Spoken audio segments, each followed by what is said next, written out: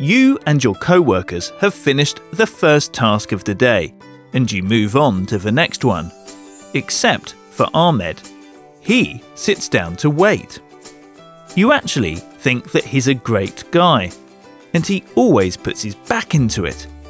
But this isn't the first time that he just sits down and expects to receive orders.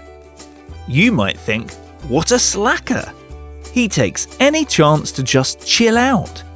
And even when others are slaving away. What kind of co-worker is that?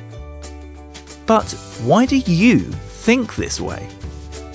This is because you're Danish, and taking independent initiative is considered positive here, as all people are more or less equal. In a Danish workplace, we expect that colleagues work independently, solve their tasks, and crack on where needed. The manager obviously keeps the overall focus and participates in planning for tasks, but the manager will most likely not stand around and supervise how they are solved or dictate operations directly.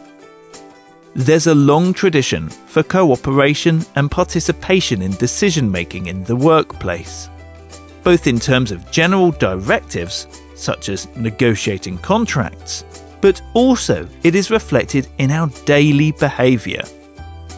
For example, management and co-workers sit next to each other in the canteen, celebrate Christmas lunch together, and as a co-worker, you're allowed to voice your opinion, even if it is different from the manager's.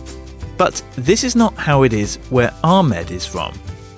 In his home country, the leaders show respect in different ways than they do in Denmark.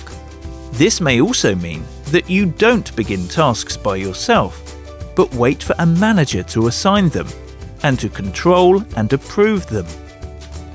This means that if Ahmed sits down after he's finished a task, it is not because he's lazy, it may be his way of showing respect to management. But because we are used to such different management styles and ways of solving tasks, we can easily end up misunderstanding each other. And what can we do about that? 1. Stop and wait. If you become annoyed or are puzzled by why Ahmed doesn't start working by himself, remember that there may be a reason that you don't know about. 2. Tell Ahmed that he has to get on with tasks, or ask if he is unsure about what to begin with next. That it is good to show initiative and be proactive. 3.